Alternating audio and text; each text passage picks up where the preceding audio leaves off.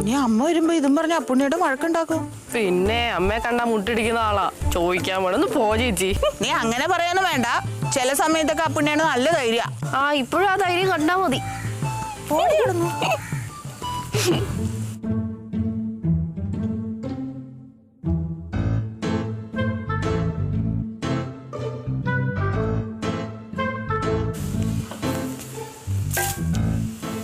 അച്ഛാ ഓ എന്താ അവിടെ?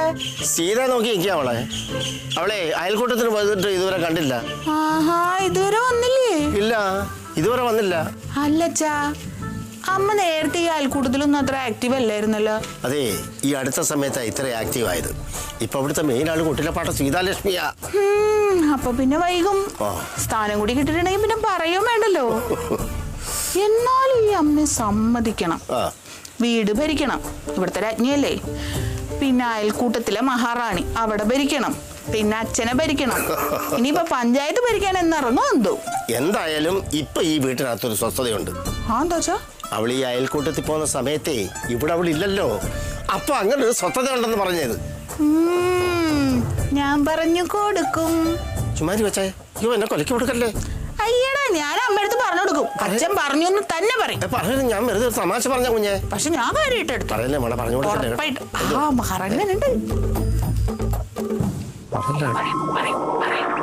സീതാലക്ഷ്മിയുടെ അടുത്ത് അവരുടെ കളി. 10ന്റെ ഗുണന പട്ടിക അറിയാത്തവളുമാരോട് കണക്ക് അവതരിപ്പിക്കാൻ പോയി എന്നെ പറഞ്ഞാ മതിയല്ലോ. എന്തുറ്റിയമ്മേ? എടി, അയൽക്കൂട്ടത്തിൽ കണക്ക് അവതരിപ്പിക്കാൻ പോയതാ ഞാന്. ഒരെണ്ണത്തിന് ബുദ്ധിയില്ല, ബോധമില്ല. ഞാൻ എന്നിട്ട് ഓരോരുത്തരായിട്ട് പറഞ്ഞു ബോധിപ്പിച്ചു കൊടുക്കണോന്ന്. എന്നിട്ട് നീ ബോധിപ്പിച്ചോ? എന്റെ പട്ടി ബോധിപ്പിക്കും. അവളുമാരെ കണക്ക് ബോധിപ്പിച്ചിട്ട് വേണമല്ലോ സീതാലക്ഷ്മിക്ക് ജീവിക്കാൻ. അപ്പൊ അമ്മ കണക്ക് അവതരിപ്പിച്ചില്ലേ? എടി, കയ്യാങ്കളിയായിരുന്നു അവിടെ.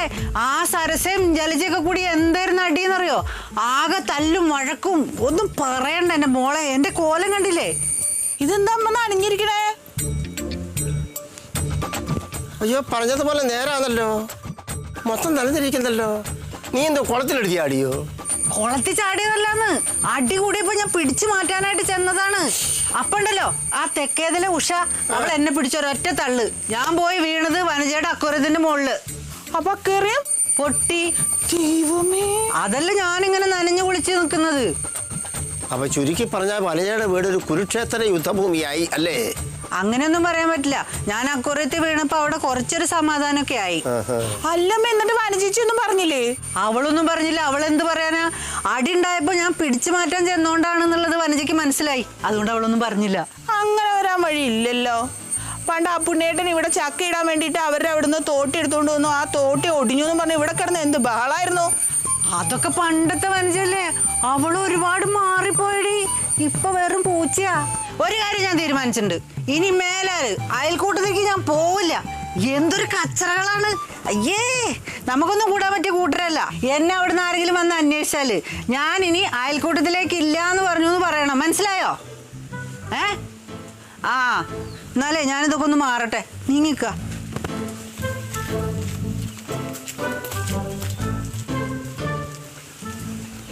അച്ഛൻ പെട്ട്. എന്താ? ഇനി അയൽക്കൂട്ടത്തിൽ പോണില്ലാന്ന്. അച്ഛന്റെ സ്വസ്ഥത മുഴുവൻ പോയി. അസ്വസ്ഥനായിട്ട് ഇവിടെ നടന്നോട്ടാ.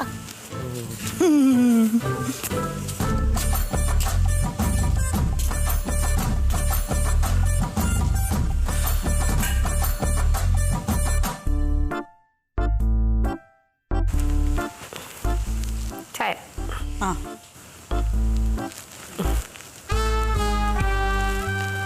അമ്മേ, വെറുതെ ഒന്ന് കൈ തട്ടിയപ്പോഴേക്കും അക്വേറിയം പൊട്ടിപ്പോയോ? അതേടി. എടി, ഇപ്പോഴത്തെ അക്വേറിയത്തിനൊന്നും ഒരു ക്വാളിറ്റി ഇല്ല. ഈ ചായ ഗ്ലാസ്സിനുണ്ടാവും അതിനേക്കാളും കട്ടി. എന്നാലും ആ അക്വേറിയം പൊട്ടിപ്പോയിട്ട് വനജേച്ചി ഒന്നും പറഞ്ഞില്ല എന്ന് പറഞ്ഞത് എനിക്ക് വിശ്വസിക്കാൻ പറ്റാത്ത. അവളൊന്നും പറഞ്ഞില്ലടി.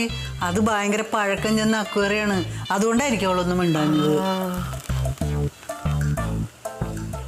എന്തൊരു അലമ്പായിരുന്നടി അവിടെ പെണ്ണുങ്ങളൊക്കെ കൂടെ.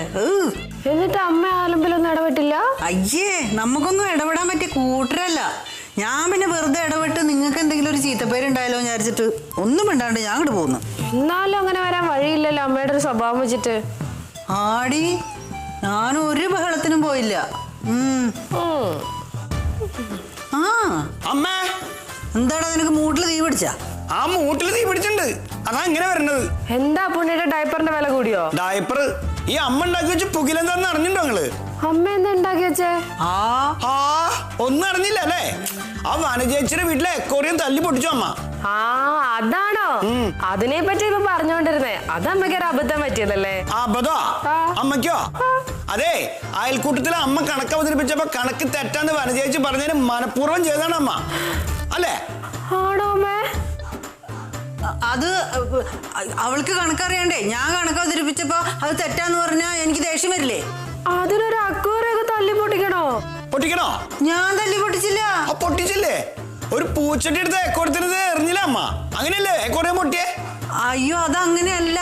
പിന്നെ എങ്ങനെയാ? എനിക്ക് ദേഷ്യം വന്നപ്പോ അവിടെ ഒരു പൂച്ചട്ടി ഇരിക്കണ്ടായിരുന്നു. അപ്പൊ ഞാനതെടുത്ത് ഒന്നങ്ങടെ എറിഞ്ഞു. അത് പോയി വീണത് അക്വേറിയത്തിന്റെ മേളിലായി പോയി. അക്വേറിയത്തിന് ബലമില്ലല്ലോ, അതുകൊണ്ട് പൊട്ടിപ്പോയത്. അതുകൊണ്ട് പൊട്ടിയതാണ്. ആ എക്കോറിയം പൊട്ടിയിട്ടേ അതിനകത്തുള്ള വില പിടിപ്പുള്ള എല്ലാ മീനുകളും ചത്തു. എല്ലാ മീനും ചത്തിട്ടൊന്നുമില്ല. ബാക്കിയുള്ള മീനൊക്കെ ആശുപത്രിയിലേക്ക് കൊണ്ടുപോയിട്ടുണ്ട്. അമ്മ ഒരു കാര്യം മനസ്സിലായി കേട്ടോ, വനജേച്ചി കുറച്ച് സ്ട്രോങ്ങാ. വനജേച്ചി എന്നെ തടഞ്ഞു നിർത്തി പറഞ്ഞെന്താന്നറിയോ? അമ്മക്കെതിരെ കേസ് കൊടുക്കാൻ പോവാന്ന്. കേസാ? അതവള് വെറുതെ പറഞ്ഞതായിരിക്കും. വെറുതെ പറഞ്ഞൊന്നല്ല, എന്നെ തടഞ്ഞു നിർത്തിയിട്ട് എന്നോട് പറഞ്ഞു, അവരുടെ വീട് ആക്രമിച്ചതിന്റെ പേരിലും എക്കോറിയം തല്ലിപ്പൊട്ടിച്ചതിന്റെ പേരിലും നിന്റെ അമ്മയ്ക്കെതിരെ ഞങ്ങൾ കേസ് കൊടുക്കണമെന്നാ പറഞ്ഞേ. അമ്മയോട് ജയിലിൽ പോവാൻ റെഡി ആയിക്കോന്ന്. അവര് പോയിട്ട് വക്കീലിനൊക്കെ കണ്ടിട്ടുണ്ടമ്മേ, നിയമങ്ങളൊക്കെ അവര് പഠിച്ചു വെച്ചിട്ടുണ്ട്. ഇപ്പൊ എന്തോ എന്നോട് പറഞ്ഞു, BCA 304 404 വകുപ്പ് പ്രകാരം നിന്റെ അമ്മയെ അകത്താക്കും. കൊലക്കുറ്റാണ് കേട്ടെ. കൊലക്കുറ്റ? ആ കൊറേ മീനുകളൊക്കെ ചത്തുപോയിണ്ടല്ലോ, അതുകൊണ്ടായിരിക്കും. പോടാ അവിടുന്ന്. പങ്കിയേ, പങ്കിയേ.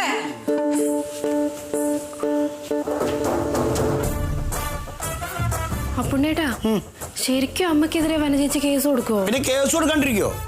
എന്തൊക്കെ എന്നെ പറഞ്ഞറിയാം, എന്റെ തോലുരിഞ്ഞു പോയി അവിടെ ഇരുന്നിട്ട്. ആദ്യമായിട്ട് ഒരു പെണ്ണിനടുത്ത് ഇങ്ങനെ ചെയ്തേക്കണത്. എന്റെ അമ്മേനെ പറയുമ്പോ എനിക്ക് ദേഷ്യം വരില്ലേ? അല്ല ഇനിയിപ്പോ എന്താ ചെയ്യാ? എന്ത് ചെയ്യാന്? ചെയ്യാനുള്ളൊക്കെ അവര് ചെയ്തോളും. തെറ്റമ്മയുടെ ഭാഗത്തല്ലേ, അനുഭവിച്ചോട്ടെ.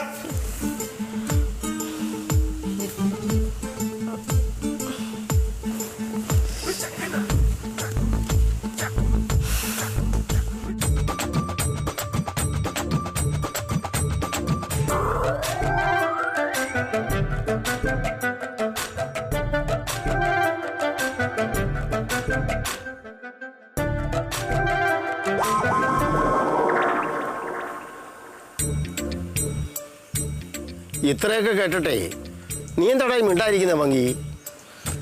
അളിയാ, ജയിൽ പുള്ളികളുടെ ആ നമ്പർ അടിച്ചിട്ടുള്ള വെള്ള വസ്ത്രം ഇട്ടിട്ട് ചേച്ചി സെല്ലിൽ കിടക്കുന്നത് എനിക്ക് ആലോചിക്കാൻ വയ്യാട്ടാ. പങ്കി, എടാ ഈ പ്രായത്തിൽ ഇനി എനിക്ക് ജയിലിലൊന്നും പോയി കിടക്കാൻ പറ്റൂലടാ. അങ്ങനെയുള്ള ഒരു ആട്ടങ്ങി ഒതുങ്ങി വീട്ടിലിരിക്കണം, അല്ലാണ്ട് വല്ലവരുടെ വീട്ടിൽ ചെന്നിട്ട് അവരുടെ അക്കൂറിയും തല്ലി പൊളിക്കല്ലേ ചെയ്യാ. അത് മനഃപൂർവ്വം ചെയ്തതല്ലോ, അബദ്ധത്തിൽ സംഭവിച്ചു പോയതല്ലേ. ഇനി അത് തന്നെ പറഞ്ഞുകൊണ്ടിരുന്നു എല്ലാരും കൂടി. ഞാനവിടെ നിങ്ങോട്ട് വരുമ്പോഴേ അളിയാ, ആ വനജ ചേച്ചി അവരുടെ ഉമ്മർത്ത് നിൽക്കണ്ട്. എന്നെ ഒരു നോട്ടം അങ്ങോട്ട് നോക്കിയിട്ട് ഉരുകി അങ്ങോട്ട് പോയി. ഞാൻ നിന്നെയൊക്കെ ഞാൻ കാണിച്ചു തരാം എന്നായിരിക്കും ആ നോട്ടത്തിന്റെ അർത്ഥം. ഉറപ്പല്ലേ? അങ്ങനെ തന്നെ. എടാ, നിനക്ക് ആ വനജയോട് ഒന്ന് സംസാരിച്ചു നോക്കായിരുന്നില്ലേ? അയ്യോ, എന്നിട്ട് വേണം അവര് എന്റെ തല കയറാൻ. അപ്പൊ ഇത് തീർക്കാൻ നിങ്ങൾക്കൊന്നും ഒരു ഉദ്ദേശല്ലേ? ഞാൻ ജയിലിൽ പോകട്ടെ എന്നാ വിചാരിക്കണ എല്ലാരും? അങ്ങനെ പറയല്ലേ ചേച്ചി. ചേച്ചി പോയി ജയിലിൽ കിടക്കണമെന്ന് ഞങ്ങൾക്ക് ആർക്കെങ്കിലും ആഗ്രഹം ഉണ്ടോ? എന്നിട്ട് എന്നെ രക്ഷിക്കാനുള്ള ശ്രമമൊന്നും ആരുടെ ഭാഗത്തുനിന്നും കണ്ടില്ലല്ലോ.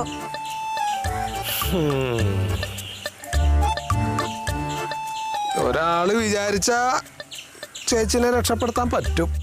ദൈവമായിരിക്കില്ലയോ? അങ്ങേര് വിചാരിച്ചാലും ചിലപ്പോ പറ്റിക്കൊള്ളണമെന്നില്ല. പിന്നെ അറിയാടാ? സാറാമ്മ മേഡം. പിന്നെ സാറാമ്മ മാഡം, അവളുടെ സഹായം സ്വീകരിക്കണേലും ഭേദേ ജയിലിൽ പോയിട്ട് ഞാൻ തൂങ്ങി മരിക്കണ തന്നെയാ. ആണല്ലേ? ആ ആണ്. ചേച്ചിക്ക് ഇഷ്ടമുള്ളൊരു നമ്പർ പറഞ്ഞേ. നമ്പർ 306. ഓ, അതന്നെ കിട്ടിക്കൊള്ളണമെന്നില്ല. എവിടെ? ജയിലിലേ. അല്ലാണ്ട് പിന്നെ ഈ ദുരഭിമാനം കൊണ്ട് നടക്കല്ലേ? ഒരാള് പറഞ്ഞ് ഒത്തുതീർപ്പാക്കാന്ന് വിചാരിച്ചാൽ അതും പറ്റില്ലല്ലോ. അവര് പറഞ്ഞാൽ ഈ കാര്യം നടക്കുള്ളൂ. അവർക്ക് അതിനുള്ള കഴിവുണ്ട്. അതുകൊണ്ട് ഈ പറയണ എനിക്ക് അവരെ കൃത്യമായിട്ട് അറിയാം. അതുകൊണ്ടാണ് ഞാൻ അവരെങ്ങനെ വിടാതെ പിന്തുടരുന്നത്. അത്രയും കഴിവുള്ളൊരു, അത്രയും ശേഷിയുള്ളൊരു സ്ത്രീയാണ് അവര്. പറയണത് അങ്ങോട്ട് മനസ്സിലാക്ക്. അവർക്ക് ഈ വക ഈ സ്ത്രീകളുടെ കുറെ പ്രശ്നങ്ങളിൽ ഇടപെട്ടിട്ട് അതൊക്കെ ഒത്തുതീർപ്പാക്കി നല്ല ശീലാണ്. അവരെ പോലുള്ള ഒരാളിനി നമ്മുടെ കയ്യിൽ കിട്ടാനില്ല. ഞാൻ വിചാരിച്ച് ഈസി ആയിട്ട് നടക്കുകയും ചെയ്യും. അപ്പൊ വേണ്ടാന്ന് പറഞ്ഞാല് പറഞ്ഞാൽ അങ്ങോട്ട് മനസ്സിലാവണ്ടേ? എല്ലാ സമയവും കൂട്ടില്ല പട്ടോ ദേവി എന്നും പറഞ്ഞ് ഇങ്ങനെ നടക്കുക വാളും പിടിച്ചിട്ട്.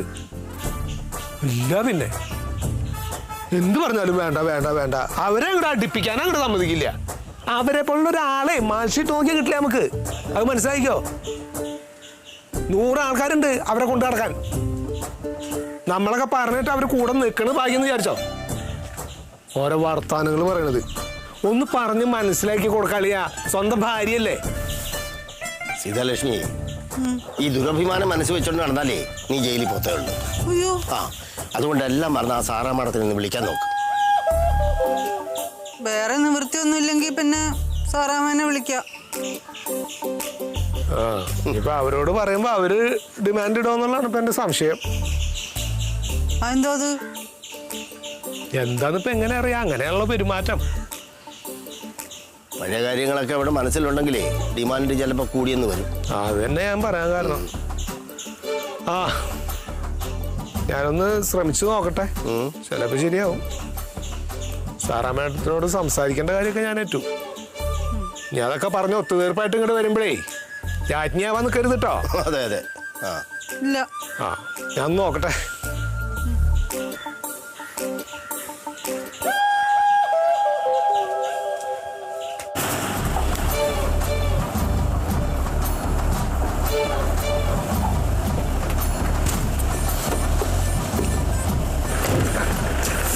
വരൂ.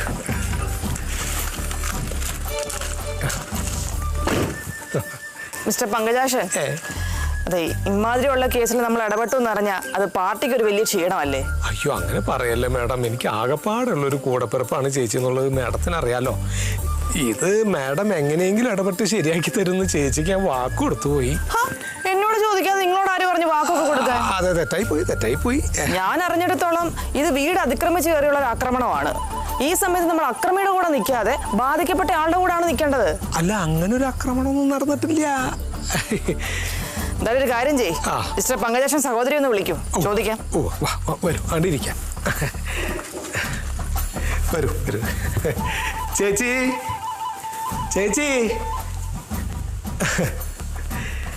ആ സാറമ്മ മേഡം, ഇത് എപ്പോഴാ വന്ന? എത്ര ദിവസമായി കണ്ടിട്ട്? ഇവിടെ വരെ വരേണ്ട ഒരു ആവശ്യം ഉണ്ടായിരുന്നു, അങ്ങനെ വന്നു. ചേച്ചിയെ കാണാൻ വന്നതാ. ആണോ? ചേച്ചി ഇവിടെ? അമ്മ അപ്പുറത്തുണ്ട്. അതെ ഒന്ന് വിളിച്ചിട്ട് വന്നേ മോളെ. എന്തേ? എന്ത്?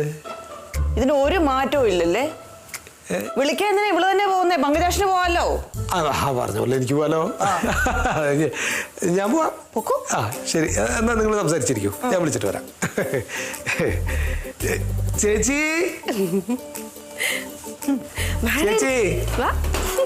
ഞാൻ നാരങ്ങ വെള്ളം എടുക്കട്ടെ? അവിടെ അങ്ങനെ ഇരിക്കും വച്ചേ. വന്ന് കയറുമ്പോ നാരങ്ങ വെള്ളം ചായ. നിന്റെ ഈ സൽക്കാര പ്രയോഗത്തിന് ഒരു മാറ്റവും ഇല്ലല്ലേ? അത് ഞാൻ ശീലിച്ചു പോയില്ലേ. അല്ല മേഡം, അമ്മയെ കാണാൻ വേണ്ടി മാത്രം ഇങ്ങോട്ട് വന്നതാ? അതെ. അപ്പൊ ഞങ്ങളെ ഒന്നും കാണാൻ തോന്നിട്ടില്ലേ? ഇല്ല. കൊച്ചേ, വല്ല പുരോഗതി ഉണ്ടോ? മാറ്റം വല്ലതും ഉണ്ടോ?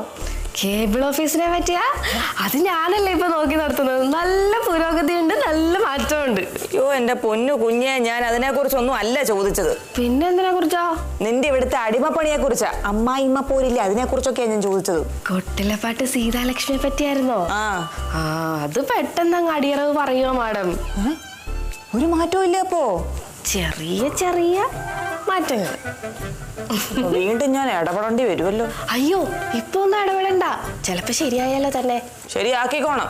ഇല്ല എന്നോട് പറയണം കേട്ടോ. ആ പറയാം. ഇതെവിടെ പോയേക്കുന്നത്? കാണുന്നില്ലല്ലോ.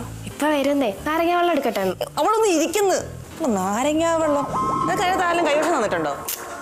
എന്നാ അവിടെ ഇരിക്കുക. എനിക്കിപ്പോ ഒന്നും വേണ്ട, ഞാൻ കുടിച്ചിട്ടും കഴിച്ചിട്ടും ഒക്കെയാ വരുന്നത്. അത്യാവശ്യം വന്നത് കഴിഞ്ഞിട്ട് ഞാൻ പോവും. എത്ര നേരായി? സാറാമ്മ മേഡം, ചേച്ചി. അതെ, ഞാൻ ഈ വീട്ടിൽ ആദ്യമായിട്ടല്ല വരുന്നത്. അല്ല. ഇവിടെ ആരും എന്നെ പ്രത്യേകിച്ച് പരിചയപ്പെടുത്തേണ്ട കാര്യമൊന്നുമില്ല.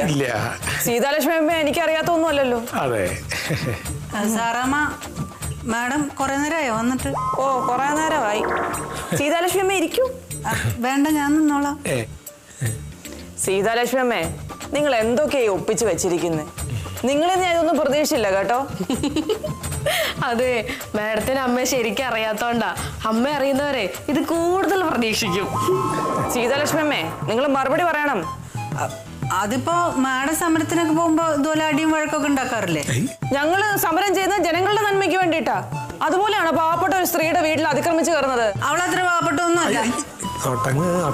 നിരാലംബയായ ഒരു സ്ത്രീയുടെ വീട്ടിൽ അതിക്രമിച്ച് കയറി അവരുടെ അക്വേറിയം തല്ലിപ്പൊളിച്ച് എത്ര അലങ്കാര മത്സ്യങ്ങളാ ശ്വാസം കിട്ടാതെ പെട്ടഞ്ഞ് മരിച്ചത്. 3-4 മത്സ്യങ്ങളെ ചേച്ചി എടുത്തിട്ട് വെള്ളത്തിലേക്ക് ഇട്ടു. അപ്പൊ അക്വേറിയം തല്ലിപ്പൊളിച്ച് മീനിനെ എടുത്ത് കുളത്തിലോ വെള്ളത്തിലോ ഇട്ടെന്ന് പറഞ്ഞിട്ട് വല്ല കാര്യമുണ്ടോ? ഒരു കാര്യമില്ല.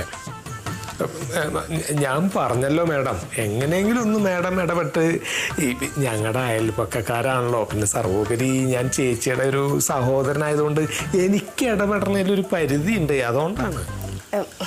അതെ മാഡം, അമ്മയ്ക്കൊരു കയ്യബദ്ധം പറ്റിയതാ. എന്തെങ്കിലും ചെയ്തു കൊടുക്കാൻ പറ്റുമെങ്കിൽ ഒന്ന് ചെയ്തു കൊടുക്ക്. ദേ, അമ്മയുടെ ആ നിപ്പ് കണ്ടോ, വെറും പാവാ. വായി തോന്നി എന്തെങ്കിലുമൊക്കെ വിളിച്ചു പറയും, കൈ കിട്ടുന്നൊക്കെ എടുത്തെറിയുന്നേ ഉള്ളൂ. പഞ്ചപാവാ. ഈ സ്ത്രീയെ ഓർത്തിട്ടൊന്നുമല്ല, മിസ്റ്റർ പങ്കജാക്ഷന്റെ സഹോദരിയാന്നുള്ള ഒറ്റ കാരണം കൊണ്ട് എനിക്ക് എന്തെങ്കിലും ചെയ്യാൻ പറ്റുമെന്ന് ഞാനൊന്ന് നോക്കട്ടെ. മതി, അത്ര മതി, അത്രേ ഉള്ളൂ.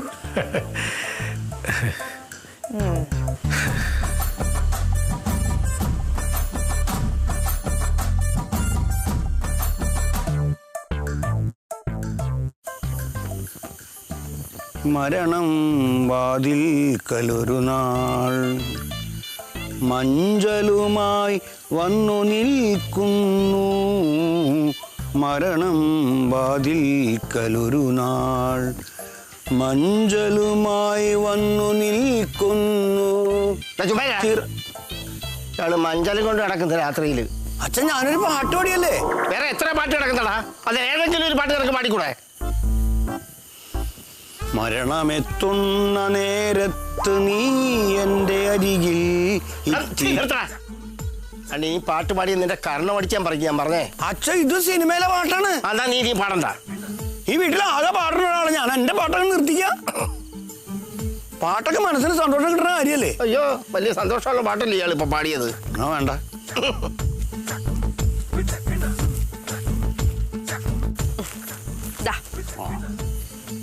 അച്ഛാ, ഓ, എന്താ ഈ സമയത്ത് രണ്ടുപേർക്കും ഒരു ചായ കുടി?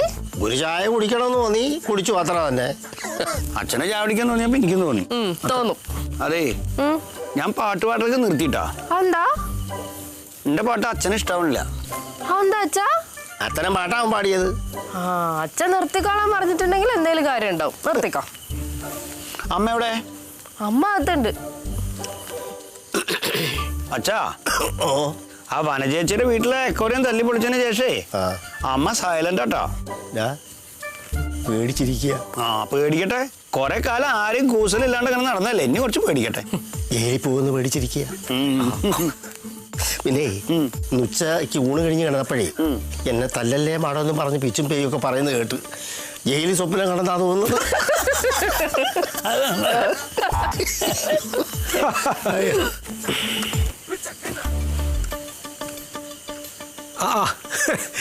എന്താ 3 നാളും പാർക്കിൽ പ്രതിമ വെച്ചല്ലേ പൂക്കളുടെ ഇടയില്? ആ, പറയുന്ന നേരാണല്ലോ. അമ്മ വന്നിരിക്കും, ഒരു പ്രതിമയുടെ കുറവുണ്ട്. അമ്മേനെ വിളിച്ചോ? അമ്മ സൈലന്റാ കിടക്കുക. എന്തുപറ്റി? അക്വേറിയം തല്ലി പൊളിച്ച കേസിലെ പേടിച്ച് കിടക്കുക. ഇനി പേടിക്കണ്ടെന്ന് പറയ്. സാറാമ്മയുടെ ഇടപെട്ടുണ്ടല്ലോ, ഇനി പേടിക്കണ്ട, എനിക്കാൻ പറയും. അയ്യോ, ഇപ്പൊ പറയണ്ട. കുറച്ചേരം അവിടെ പേടിച്ച് കിടക്കട്ടെ. ഇപ്പൊ കുഴപ്പമില്ലാന്ന് പറഞ്ഞാലേ അമ്മയുടെ തണ്ട് കൂടും. കറക്റ്റ്.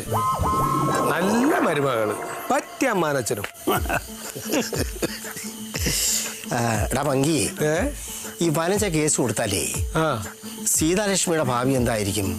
അവള് പെടുവോടാ? ഉറപ്പല്ലല്ലയാ. അത് തമാശയായിട്ട് കാണണ്ട. കേസ് കൊടുത്താ പെടും. അയ്യോ, ആ കേസ് കൊടുക്കാണ്ടിരിക്കാനാണ് ഇപ്പൊ നമ്മൾ ശ്രമിക്കുന്നത്. അമ്മവാ, ഈ സാറാമ്മയുടെ എന്തെങ്കിലും പറഞ്ഞോ? അവർക്കൊരു 100 കൂട്ടം കാര്യങ്ങളില്ല പുണ്യെ. പിന്നെ എന്നായിട്ടുള്ള ഒരു ബന്ധം വെച്ചിട്ടാണ് അവർ ഈ കാര്യത്തിൽ ഇടപെടണത് തന്നെ. ഒന്നാം തീവൊക്കെ ചേള് കേസൊക്കെ അവര് ഏറ്റെടുക്കുവോ? ഒരു അക്വേറിയം പൊട്ടിപ്പോയതിന്റെ പേരിലേ എത്ര പേർക്ക് ആ ബുദ്ധിമുട്ടുണ്ടാക്കിയത് അല്ലേടാ പങ്കി? ചേച്ചിനെയും പറഞ്ഞിട്ട് കാര്യമില്ല അളിയാ. ലോകമഹായുദ്ധങ്ങൾ വരണ്ടായിട്ടുള്ള ഇതേപോലെ ചെറിയ ചെറിയ പ്രശ്നങ്ങൾ എന്നാ പറയണേ. അല്ല അവൾ അക്വേറിയം പൊട്ടിച്ചില്ലായിരുന്നെങ്കിൽ പൊട്ടണ സാധനങ്ങൾ അമ്മയുടെ ഒരു വീക്ക്നെസ് ആച്ചാ. ഇവിടെ തന്നെ എത്ര ഗ്ലാസും പ്ലേറ്റോ പൊട്ടിക്കുന്നതെന്ന് അറിയോ? എന്നിട്ട് അതൊക്കെ ഞങ്ങളുടെ തലയിലിടും. ഈ പൊട്ടി ഗ്ലാസും പ്ലേറ്റ് ഒക്കെ നിങ്ങളെ തലയിലിടും അമ്മ? അയ്യോ അതല്ല, പൊട്ടിച്ച കുറ്റം ഞങ്ങളുടെ തലയിലിടും. ആ അങ്ങനെ.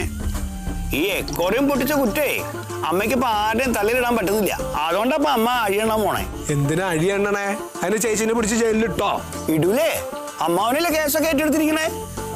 ചക്ക ഒന്നങ്ങോട്ട് തന്നാണ്ടല്ലോ. നിനക്ക് ഈയിടായിട്ട് മാതൃസ്നേഹത്തിന് കുറയുന്നുണ്ട് കേട്ടോ. അതെ, പുത്രസ്നേഹം കൂടണം, അപ്പോഴേ മാതൃസ്നേഹം കൂടുള്ളൂ. പിന്നെ എനിക്ക് മാതൃസ്നേഹം ഇല്ലാന്ന് അമ്മാവൻ പറയരുത് കേട്ടോ. അമ്മേനെ എങ്ങനെയെങ്കിലും രക്ഷിക്കണം. അമ്മേനെ ജയിലിലിടാൻ ഞാൻ സമ്മതിക്കില്ല.